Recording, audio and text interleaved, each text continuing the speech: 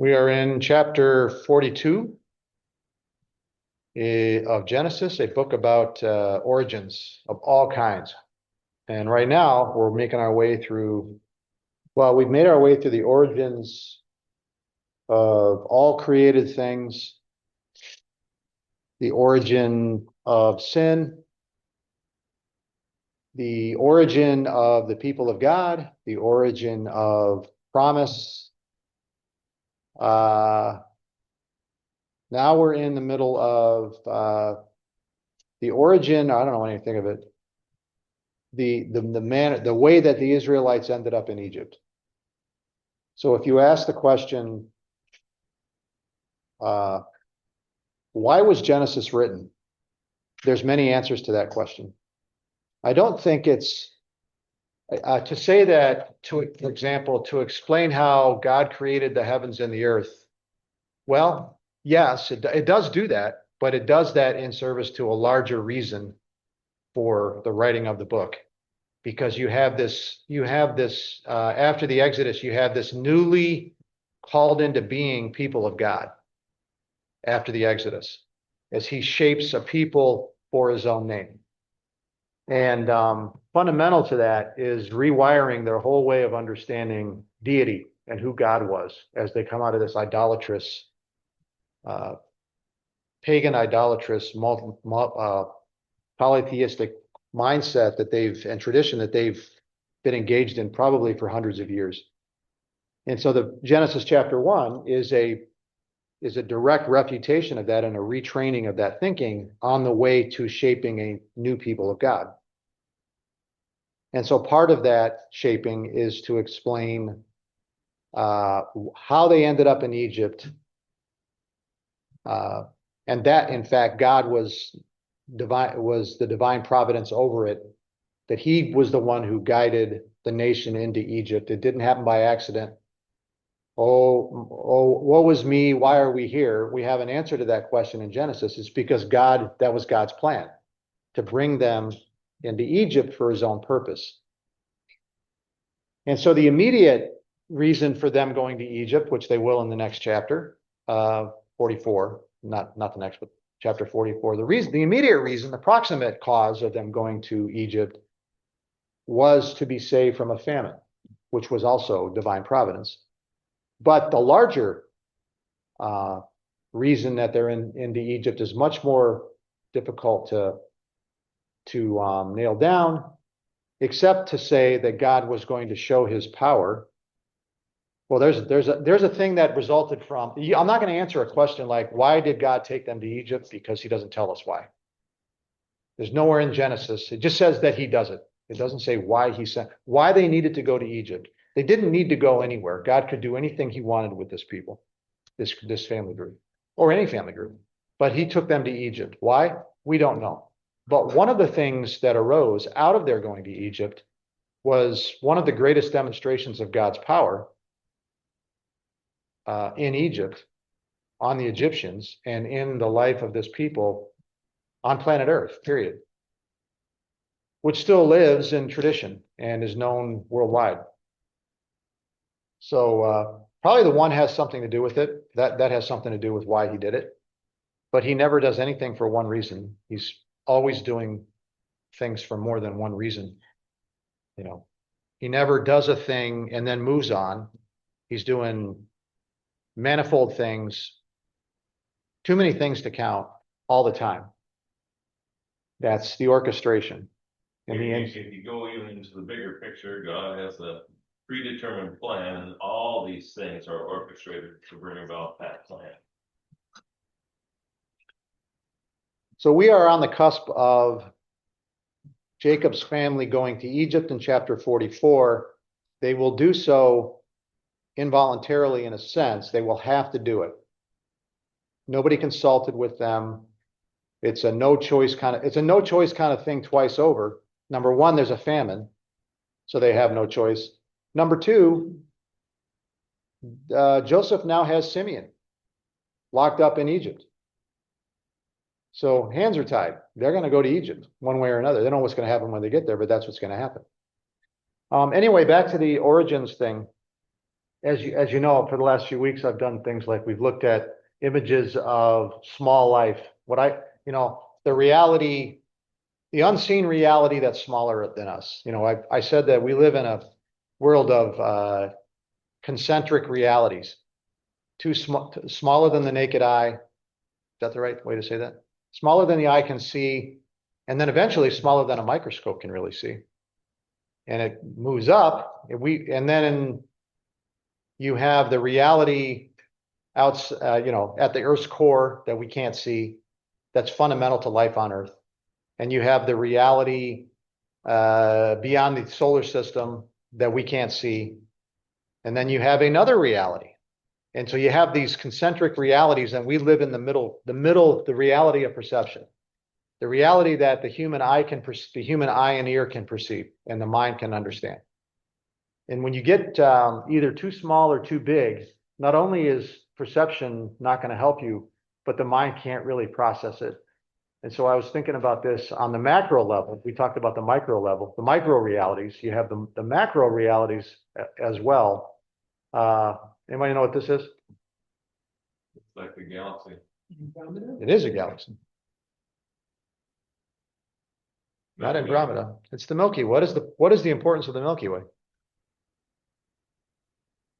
Yeah. Somebody took a picture of it? Can we get a picture of the Milky Way? Is it possible to get a picture of the Milky Way? If you go into the store and grab that candy bar and take a picture, yes. How can you take a picture of something you're in? That's amazing, isn't it? They're still within the galaxy when they take a picture. So they don't get it out of the full picture. You're looking at a structure that is, I'm just going to take their word for it. They have a tendency to change their minds a lot when they're utterly convinced. They've been telling you that they're utterly convinced of something for decades. For example, the Big Bang, which is now coming under assault from within science. Amen. So anytime they said this is settled science, remember this? The science is settled. The science is never settled, ever, not a single time. The science is never, that's the point of science. It's always open to further experimentation and validation and refutation and so forth. It's never settled, period. So this structure is, taking their word for it, 100,000 light years across diameter. And about 1,000 light years deep. So we are, taking their word for it, we are a single planet that sits inside of a disk that has a certain width to it or depth to it. That's 100,000 light years across. And all these little lights are suns, right? Or They're stars. Sun is a star. Can you point out to which one of those are? I can. Taking their word for it. How do they know this? So here's the Earth.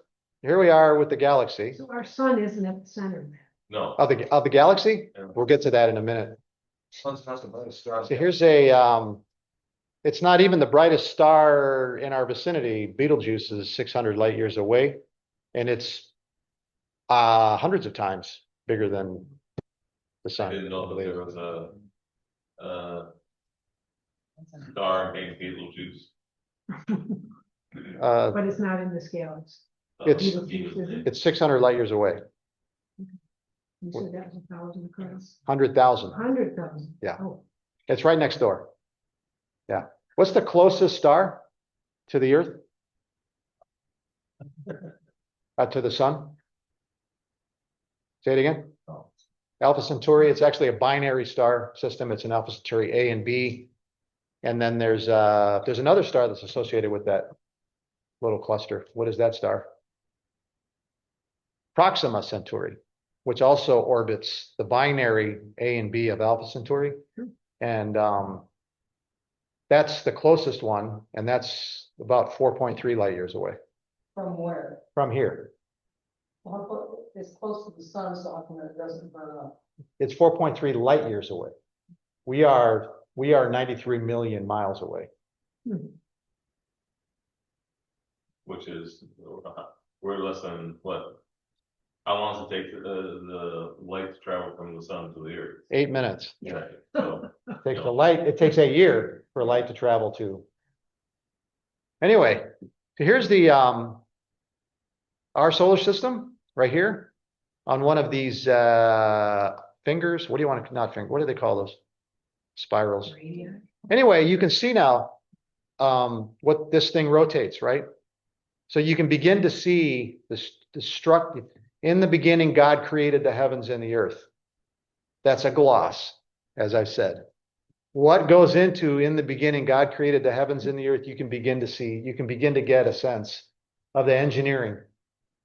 From the macro, we're amazed at what's smaller than us, like DNA, the cell structure in DNA. I'm telling you, man, this at the macro level, this is unbelievable. So you have the earth in a solar system that revolves around the sun, along with other planets. You have a moon which revolves around the earth, which is necessary, producing tidal gravity, which maybe we'll look at someday, which produces the tides.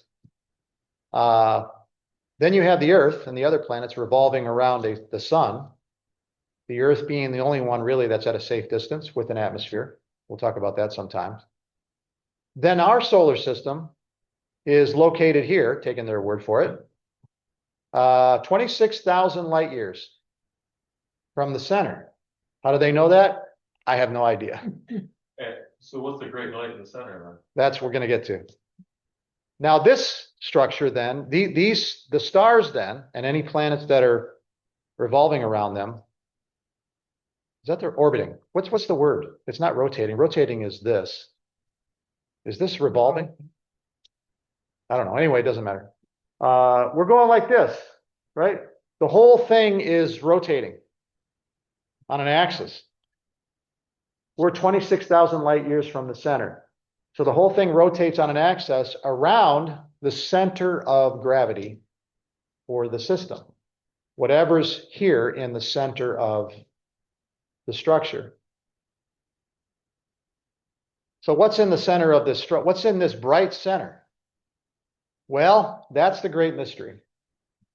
That's the mystery wrapped around what's the enigma wrapped around a riddle? What's that Winston Churchill statement? Anyway, so where are we going with this? Apparently, if you look up in the night sky in the northern hemisphere, I forget what time of the year it is. This is called the galactic center, right here. Good name. And this is it through a telescope, so you can see it right here. The galactic center. 26,000 light years away. If I've got this right, if I don't, somebody can point it out to me. As bright as in that other picture you had. This is not a picture. This is a Drawing. it has to be a drawing because we can't get outside the Milky Way. But this, we can look at it. We just can't know by looking, where you can't see, oh, I know, we're in a spiral galaxy and we're on the arm number such and such. I don't know how they know all that. But anyway, the galactic center is the thing of interest. And an amazing thing has happened if this is That's the galactic center. And so they've postulated for a long, long time, or not for that long, that at the center of the galaxy and maybe all galaxies is a region of unbelievably dense matter. It's so dense and the gravitational pull is so strong. You used to think nothing ever escapes from it, but that's changing too. But the point being, light does not escape from it. That's why they call it a black hole. So light goes in, it doesn't come out. It bends. Nothing can escape its gravitational pull once it is established. And so they postulated this thing for who knows how long, decades. And then finally, what's the bright whiteness, right? Around the galactic center, and that's the maze of stars that are orbiting around this galactic center. Well, what's the center of gravity? What is holding all these stars in orbit? What is strong enough to hold all these stars in orbit around itself? And they postulated this black hole, that basically consumes matter and never lets it escape. Is it gonna suck in those stars eventually? Some of them it will. Okay. In order to keep in orbit, it has to be going fast enough. It has to be going fast enough. And so I think they've got images of these, or radio images, I don't know, of stars that are orbiting the galactic center at this unbelievable rate of speed, elliptical orbits, because that's the only way you don't get pulled in. So Mercury, for example, isn't that a very fast orbit? I don't remember. Anyway, yeah, let me sidetrack. Probably already gone on too long here. Anyway, something amazing has happened, which is they caught a radio image of what's at the center. So there you can see it. It looks like a jack-o'-lantern. The black hole with the event horizon, with whatever's orbiting around it at unbelievable speeds. So what is it? How big is it? How much matter does it have? How many miles to Mercury, between Mercury and the sun? How many miles Mercury to sun? What's the point of Mercury? Closest. The closest planet. It's a rocky planet like So Earth. I would say It has a shorter orbit around, right? It's 26 to 43 on the average, call it 35 million miles. We're 93 million. 35 million miles between the sun and Mercury. Well, this black hole is determined to be about that size. If you imagine the black hole is at the center of starts at the center of the sun, it would extend out to the orbit of Mercury. So 43 million miles. And it is postulated to hold 4.3 million times the mass of the sun. But it's not a solid thing, like, Absolutely it is. but it's got a hole in it. No, So it's not. it's not a hole. It's the light can't escape, so you can't see it. It doesn't reflect, it doesn't radiate light. It consumes light. It's like a donut from here. The word black hole is deceiving. Yeah, So whatever. so like if you're doing a gravity experiment, you've got two heavy tungsten balls, and like with a purpose or something, it will eventually find a track. And you're doing that on the most massive scale, so that is one really, really, really big something. It's thick enough that it's making light act like a particle instead of a wave, and making everything stick to it, even light. Look, it bends the light, nothing, it's almost like the, normal physics the physics changes, which is interesting. So anyway, God can do that. here's the, let's look at a couple more. I don't know if this is an image or an illustration. It says 4K, but of course, it's on the internet, so you must have to believe it. I don't really know. Yeah. I don't know, but here's that image again. And you can see it, it's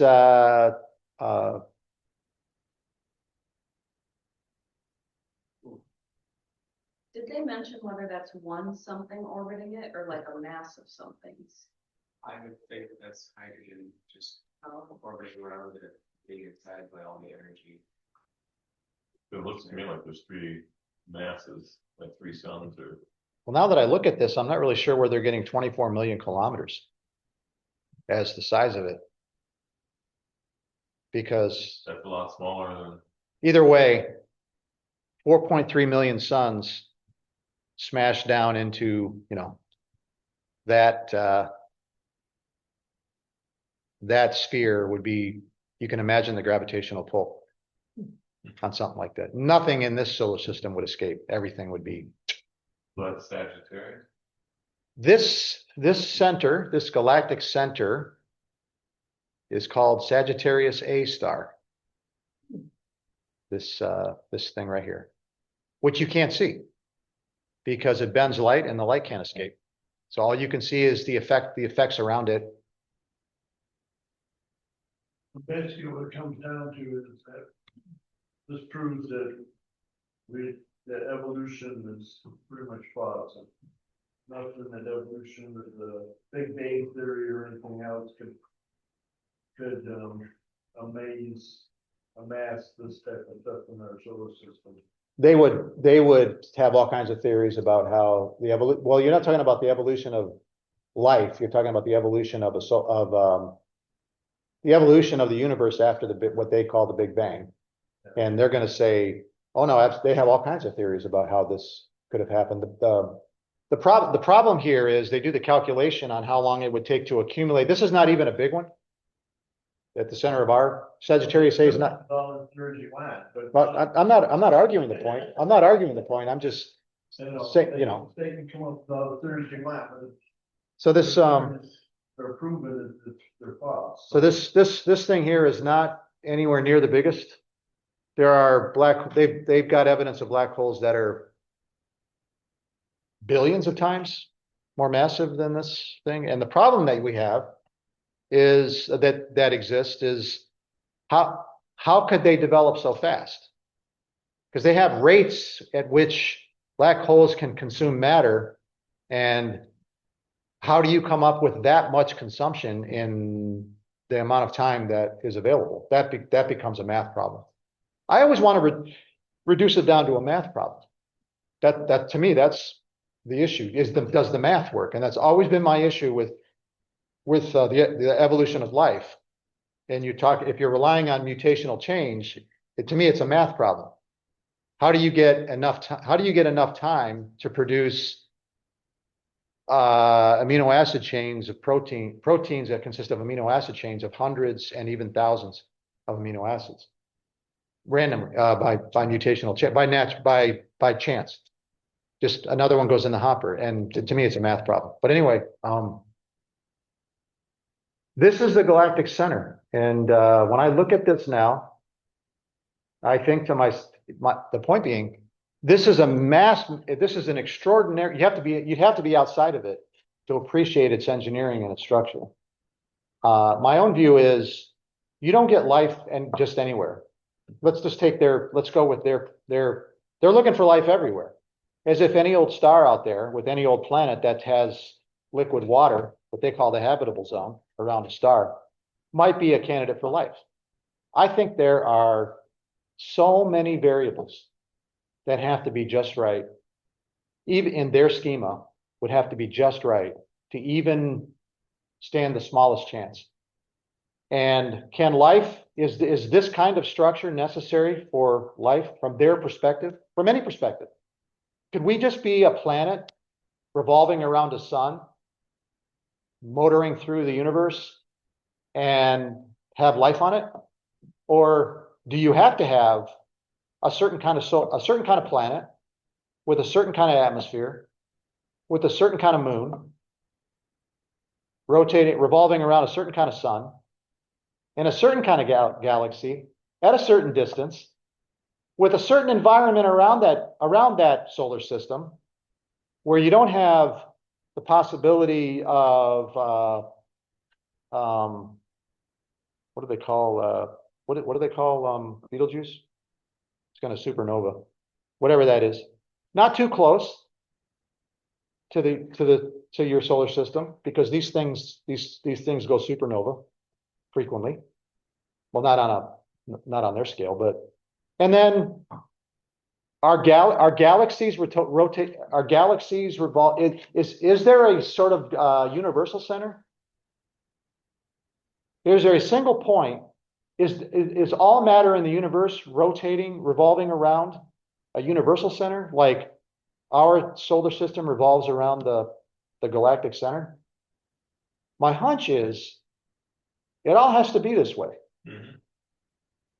That's what I think. And it's impossibly unlikely once. Twice is impossibly unlikely squared. 3 times is impossibly unlikely cubed.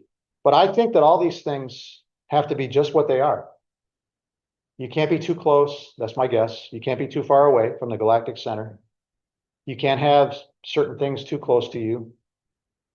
Can't have certain things too far away from you, like the sun. And all of this is the engineering behind the words, in the beginning, God created the heavens and the earth. And the earth was formless and void. Formless and void, I don't know what that means, but I don't know. Yeah, anyway, He had to get all that stuff set first before he could put life on planet Earth. and then there's light on the first day. So there's an interplay here. You have to have light. You have to have E equals mc squared. Einstein's general theory of general relativity, or is that special relativity? General relativity. E equals mc squared.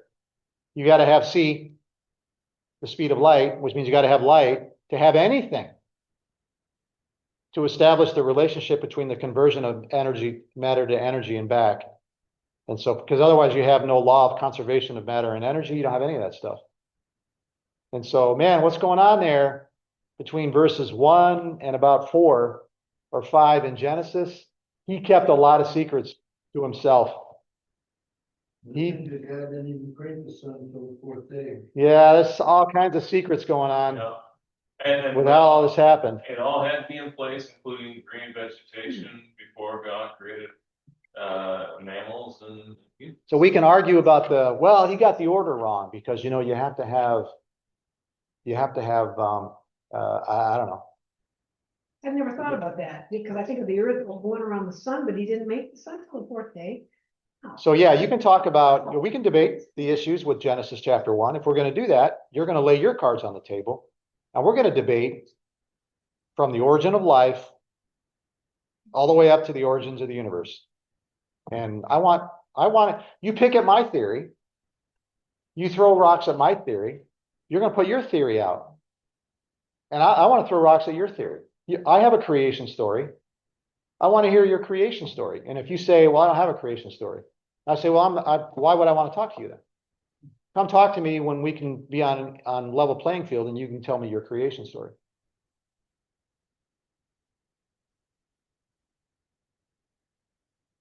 All right, that's enough of that. Genesis. It's the origin of a lot. More than just the earth and human life. I mean, it's a lot. Okay.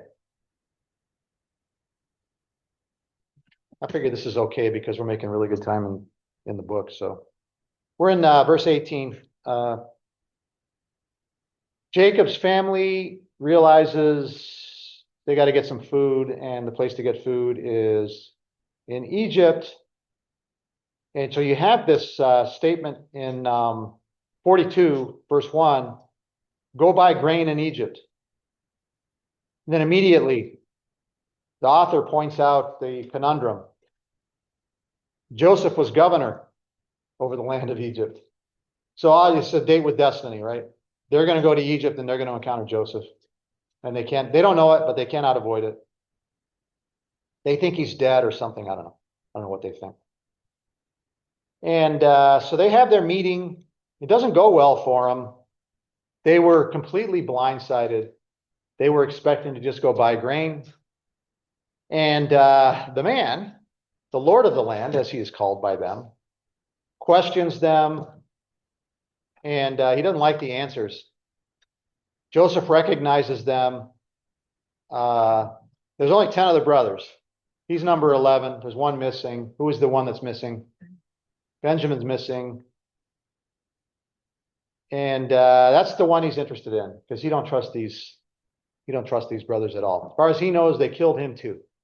They hated him. They wanted to kill him, or at least one of them did. One or more of them did. And instead they sold him as a slave. So for all he knows, when they got back, they murdered Benjamin too. They're very, very treacherous family. Particularly Judah. That will change. And so let's see.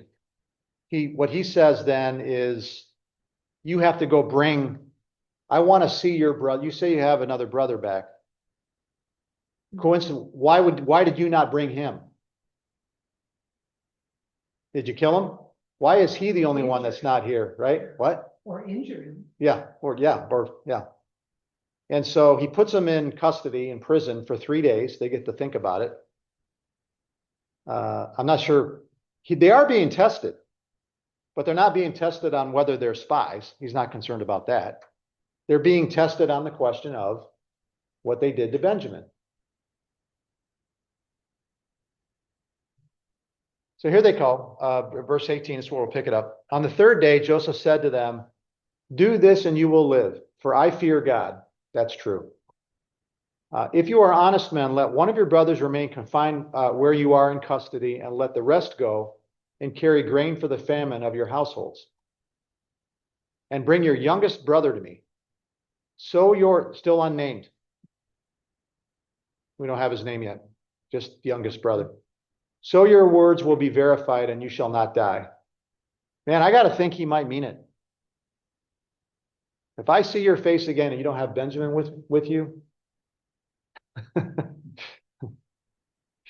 I don't know. And they did so. Then they said to one another, in truth, now how are they responding to this? In truth, we are guilty concerning our brother, and that we saw the distress of his soul when he begged us, and we did not listen. So we didn't hear that part. All we heard was he got thrown in the pit, and then he eventually got pulled up out of it and given to the Midianites who were on their way to Egypt. But we didn't find out at that time that he was close enough that they could hear him screaming. And what did they do after they threw him in the pit? They sat down and ate, probably enjoying it, and not enjoying anything at the moment. This is why this distress has come upon us, so they can see, and it is, that's exactly true. They are the authors of everything that's happening right now. Because the purpose of the famine, it appears, we do have this, is to drive Jacob's family to Egypt. So Benjamin is the one who's going to be used to get the family, to make all this happen. They're going to have to bring Benjamin back. Joseph is used. So they can see, I hesitate to use the word because it's an Eastern word and I'm not going to use it. I'll use the Christian tradition. What a man sows, that shall he reap. Oh man, the reaping is happening now and they know it. They're intensely aware of it, their own guilt. I paused in verse 11 where it says, they say to him, we are all sons of one man, we are honest men. And I'm thinking, what did Joseph think about that? And then he's hearing all this talk. And we know that it made him cry. But Joseph probably had a much different perspective on them being honest men. A lot's changed. They may actually be honest men at this point.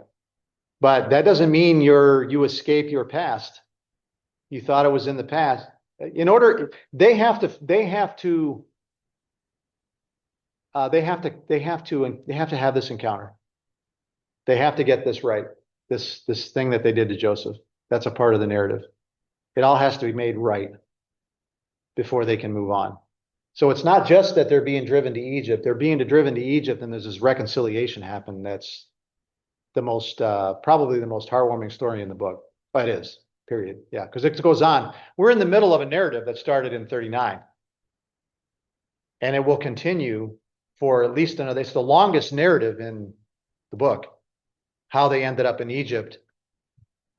Joseph's stay in Egypt and how that resulted in them being in Egypt. That's the longest narrative in the book. And Reuben answered, and this is true, did I not tell you not to sin against the boy? But you did not listen.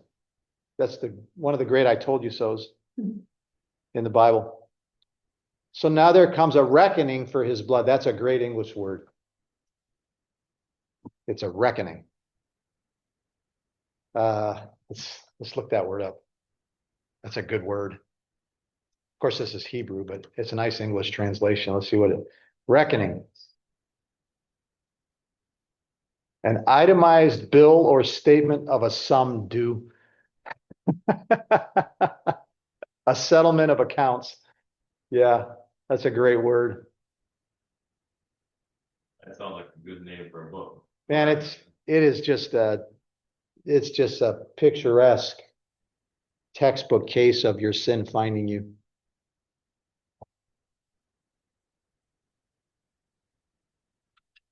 They did not know that Joseph understood them, for there was an interpreter between them. So you have Joseph who speaks Egyptian and whatever language they speak. You have them who speak only whatever language they speak, and you have the interpreter who apparently also speaks Egyptian and whatever language they speak. Maybe he needed that. How good is this Egyptian? I have no idea. Then he turned away from them. So they're listening to him go over their past sins and the regret. Then he turned away from them and wept, and he returned to them and spoke to them. And he took Simeon from them and bound him before their eyes. Oh boy. They are sitting there watching happen to Simeon exactly what they did to him, Joseph. And Joseph gave orders to fill their bags with grain and to replace every man's money in his sack and to give them provisions for the journey. And this was done for them. So they've watched all this happen. And he's told them, you will not see my face. That's the line. You will not see my face unless your youngest brother is with you. So as far as they know, if they bring Benjamin back, he wants Benjamin. And he'll just take him captive, slave.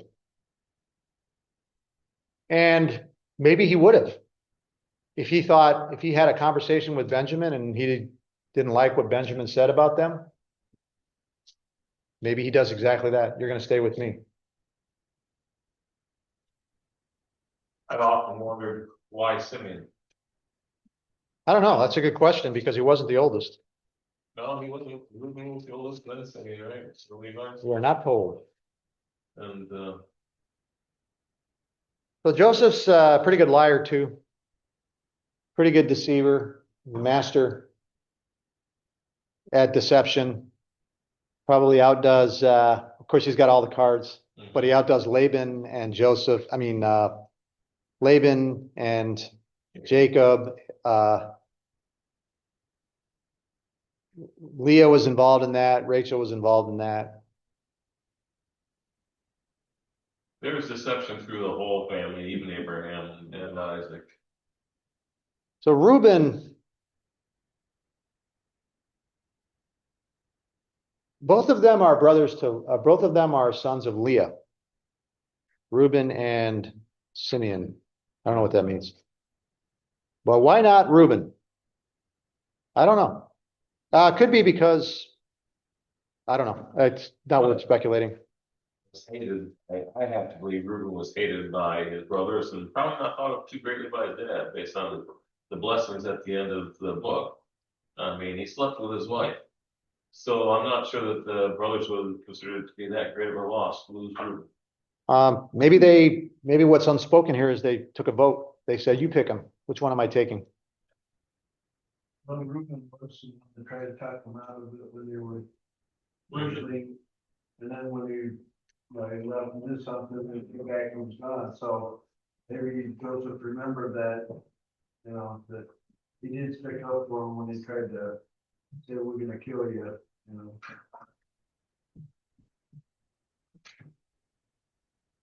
I guess that'd be a good question we can ask Joseph when we get to heaven. Yeah, well, I got a lot of more important questions to ask than that. But it is an interesting when you read the narrative. Why that particular one? But the Lord doesn't seem to think that we need to know why.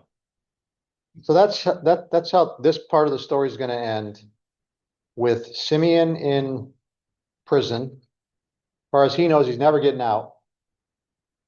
The brothers are going back to Canaan with food and their money. And Joseph's going to wait to see what happens. 25 or 25, 26. They loaded their donkeys. We're going to go to. We're going to go a while.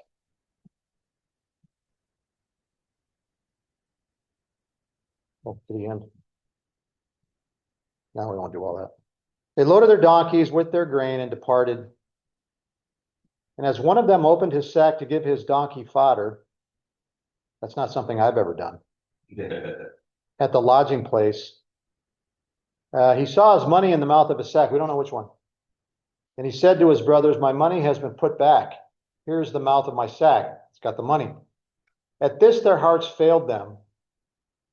They turned trembling to one another, saying, what is this that God has done to us? So that's not going to be the only, when they said earlier, that might sound harsh, blaming God, but from their perspective, remember the statement before.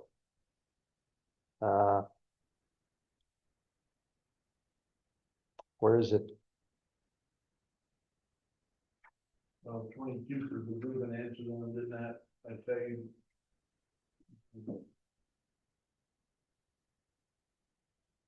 In truth, we are guilty. I fear God, verse 18, is that what you're thinking? No. This is why this distress has come upon us. Well, who do they think is causing the distress?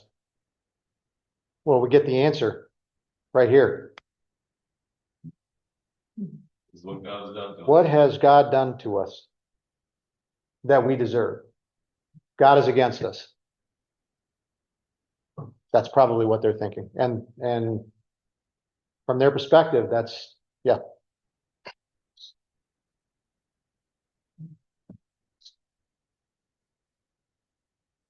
What have I got to say about any of that? Nothing. So now they don't know what to do. What do? Do you go back? Would you go back to Egypt? Take the money back? What did he say? What did Joseph say? You won't see They'll my see face your again. face. You will not see my face again unless I see your brother. So they're stuck. And they needed to get the food home to their families. When they came to Jacob, their father, in the land of Canaan, so now you have this Canaan Egypt thing. Let's travel back and forth between Canaan and Egypt, establishing a pattern, prefiguring that's going to carry on into Exodus. From now on, Genesis and Exodus, and then through Exodus, all the way through Leviticus, Numbers, and Deuteronomy, everything will look forward to Canaan. Everything pushes towards Canaan. It takes a long time, but everything pushes towards Canaan. When they came to Jacob, their father, in the land of Canaan, he's not Israel, he's Jacob right now. They told him all that had happened to them. Did they? Did they tell him everything? Yeah. The man, the Lord of the land, he's the anonymous man, the Lord of the land. He's got a name. They would have known the name, but in the narrative here, they just call him the man, the Lord of the land, the prince, spoke roughly to us and took us to be spies of the land. But we said to him, we are honest men. We have never been spies. We are 12 brothers, sons of our father. One is no more. The youngest is this day with our father in the land of Canaan. Then the man, the Lord of the land, repeat twice, the man, the Lord of the land, said to us, by this I shall know that you are honest men. Leave one of your brothers with me and take the grain for the famine of your households and go your way. That kind of leads me to believe that they picked him. They're the ones who picked Simeon. Bring your youngest brother to me. No name yet of the youngest brother. Then I shall know that you are not spies, but honest men, and I will deliver your brother to you, and you shall trade in the land.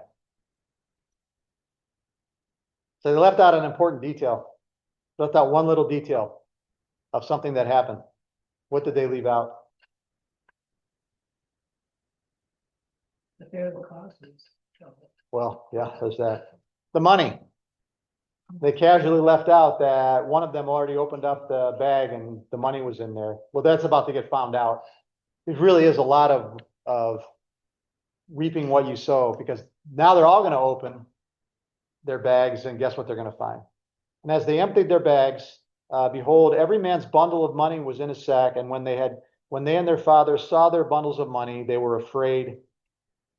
And Jacob, their father, said to them, oh, look at this statement. You have bereaved me of my children. Children, plural. Joseph is no more, and Simeon is no more. and now you would take Benjamin. All this has come against me. So does he think Joseph was killed by a wild animal? You have bereaved me of my children. Two, at least two. So no, I'm not going to trust you with Benjamin. There's no way in the world I'm sending Benjamin with you people.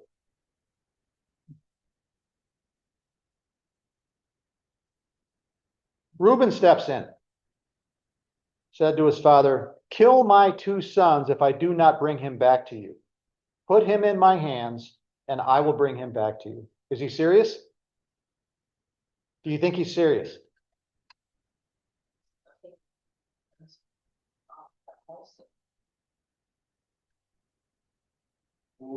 What's kind of strange here is, or interesting, in fact, the Reuben's one that said this, but when they go back, Judah's the one that, Yeah, there's going to be an interesting, a very important change will take place. But you seem to have this, I think what it indicates is you're going to have this, it points to a turning of the entire brotherly group. They're just different. My hunch is Simeon would have volunteered. He would have said, I'll stay. Reuben says, okay, I'll take us back and I'll make this happen. But at the end of the day, Judah is the one Right. who's going to rise to the occasion. And in my mind, this helps establish the leadership of Judah among the brothers, or among the clans, really, because Judah's going to become a leader, even. Yeah, but not yet. This is still Reuben. You don't get that statement until, Chapter 44. yeah. Put him in my hands and I will bring him back to you. Jacob says, no, I'm not going to do that. I don't trust you for a second. My son shall not go down with you. I just made that up. My son shall not go down with you, for his brother is dead and he is the only one left. He's not the only one left. He's the only one left from which mother? Rachel. Buffalo. If harm should happen to him on the journey that you are to make, you would bring down my gray hairs with sorrow to Sheol, or the grave. So that's the way this part of the narrative, the answer is no. I don't know what they thought they were going to do. I mean, I guess you just hope the famine ends. Mhm. But the famine has already been decreed to last longer than they can hold out. God says, you can do that, but I got a lot of time. So famine's going on 7 years and you ain't gonna make it. So all I have to do is wait. And you're going back to Egypt, whether you like it or not. And Benjamin's going back to Egypt, whether Jacob likes it or not. And it's in a couple chapters up, it says these people went down to Egypt and they list Reuben having 4 sons. And here it says, kill my 2 sons. So are they saying he had 2 more sons when he got to Egypt? Because I didn't think they enough time. The 2 oldest, he could have meant anything by that.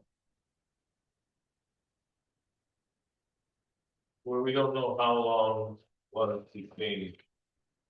I don't think we know how long it was between the 2 things. We don't. He could have had more sons born. I mean, these guys aren't that old yet. They're still very old. Or there's 2 sons who are the oldest that they're standing right there. I don't know, they're right over there. And he says, kill my 2 sons. Could be anything. So you have this idea of Joseph being the Lord, my Lord. And that's over and over again. So they now used it in 33, they use it for the 3rd time. They call him, they use the reference Lord to refer to Joseph. So that would be the Hebrew Adon rather than Adonai, right? I didn't look it up. So at precisely the moment that the family is convinced that God is against them, he is in reality bringing to fulfillment a years-long plan to save them. I mean, his plan is so big they can't comprehend it. And he's not about to explain it to them. He's just doing it.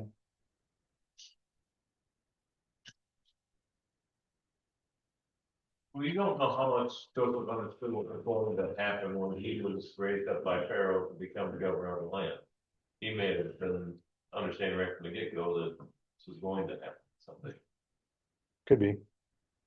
Jacob was just happy to like give Simeon up for dead. Yeah, that's another thing that strikes me very odd. Well, from his perspective, He's right back. I'm too down.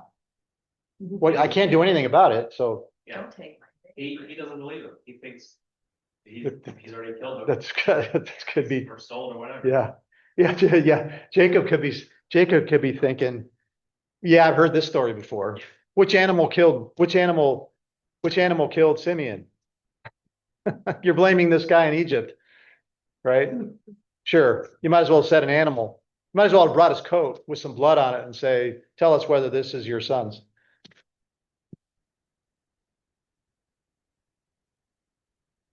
A lot goes on, a lot of things we don't know.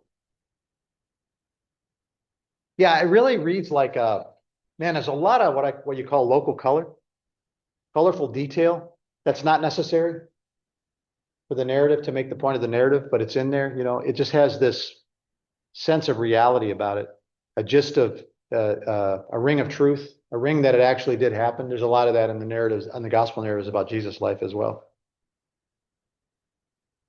So that's 43. And the day with destiny now is going to, well, yeah, 43 is gonna have, The revealing of Joseph, eventually. minute. 44, wait a minute, sorry, hold on one second. Yeah, 44, we're still pushing to 44. It just goes on and on. I'm not gonna continue because it's 10, 11, but it just goes on and on. I mean, this interplay, this back and forth between Egypt and Canaan, what happened with Joseph becoming prince, and then the trauma of the famines, it just goes on and on in an unbelievable detail. So the famine started, when did the famine start? The famine started right here in 41. Mm-hmm. So at the end of 41, we have the famine. And we're not going to see a resolution to that for the family until 44. So the author is really interested in this story of what happened. There's a lot of themes going through that would matter to the people of Israel, because an awful lot of what they're going to see, even geographically with the tribes and their allotments, is going to come down to the blessings and cursings of Jacob that happen at the end of the book, which are a result of what happens in the narrative. So all of that stuff with the tribes looks backward to Simeon's going to disappear for a reason. In terms of a tribe, they're going to get assimilated into Judah. Yeah, there's all kinds of things going on there. So we'll talk about those later, so we'll go ahead and stop there. And then next week we'll get into 43 when the brothers have their day of reckoning. They got to go back with Benjamin. And then Reuben and Judah are going to have to make, one of them is going to have to make good. We're going to find out what one of those two is made of. And that's it. So thanks for joining. Gabe, Naomi, Nate. Thanks, Gary. Thank you, Gary. All right, see you.